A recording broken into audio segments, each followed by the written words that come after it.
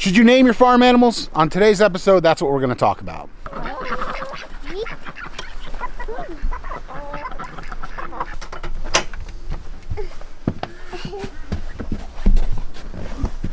Come on.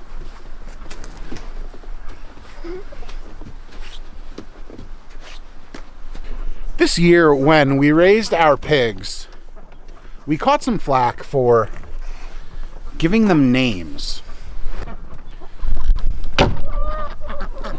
It's a contentious topic, whether you should give farm animals names, whether you should name the things that you're going to eat. We've always said the point of raising our own food was to know where our food came from. And it can get a little bit tricky when you're naming the things that you're going to be eating.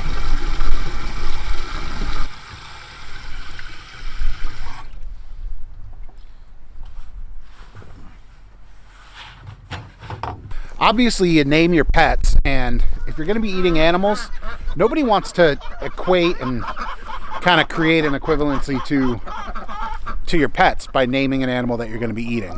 Come on, everyone.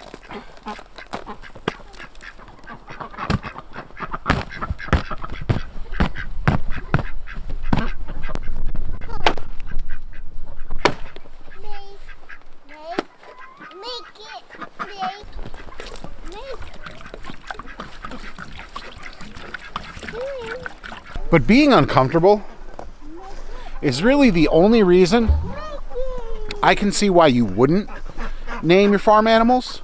Because if you think about it, there's a lot of positives that come from naming an animal, even if it's an animal that you're eventually going to be putting on the dinner table.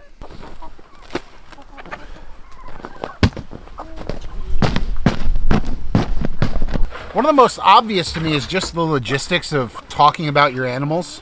If one of our animals has an issue, and I need to talk to Jackie about it, it's really easy just to say, hey, Murph had, a cut on his comb, or Sassy was outside the fence. Or if it's a pig, I could say, Frank has, some mucus on his nose. His nose was looking a little wet. And even if you don't name individuals, maybe having names for groups of animals. We have all these ISA Browns, or we have the White Leghorns. I forgot what they were called for a second. We refer to our group of huge Easter eggers just as the girls. I mean, they're all hens. All of our chickens are girls. But the Easter eggers are just kind of known as the girls, and I can say one of the girls is having an issue. Hi.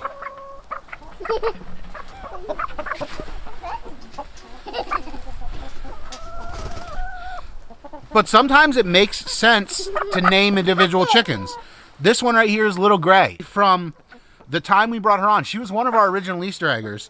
She's always had an issue where her legs didn't quite work as well as the other chickens.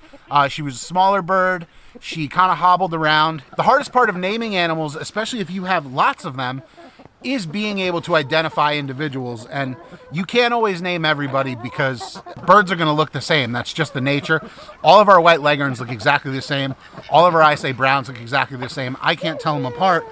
But birds with interesting characteristics or defining characteristics like Little Gray here, she's easy to pick out, and it makes sense to have a name for someone like her. Another plus to naming your animals on a farm, if you name an animal, you tend to treat it a little bit better than if it's just a commodity. Even if that name is something like pork chop or ham steak or... Pocket. Thank you. That's not going in my pocket. Frozen egg. This does not go in the pocket.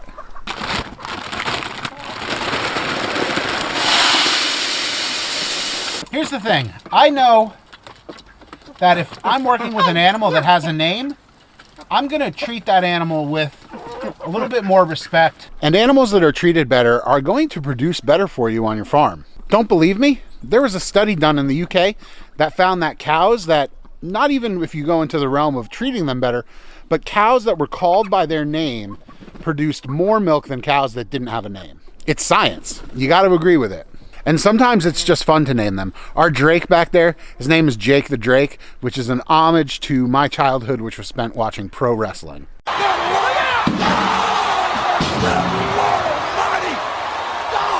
As far as what we do here on our farm, we won't go out of our way to name animals, aside from like chickens and ducks. If we're eating an animal though, if it's a meat chicken or if it's a pig, we're not going to go out of our way to name it. It's just not something we do. However, that's not to say we don't. This year, 2 of our pigs had names. 2 of our pigs had definite names, and one had kind of just a tongue-in-cheek name. We named 2 of our pigs this year. One was named Frank, and the other one was named Squirt. Now, Frank was the biggest pig in the bunch, which made him identifiable, but he also had blue eyes, which everyone else did not. Some of you Rat Pack fans out there get the whole Frank name now. For those of you that don't, come fly with me, we'll float down to Peru. But the other pig that had a name this year, his name was Squirt, and he was, again, easily identifiable. He was the smallest pig of the bunch. He was the runt.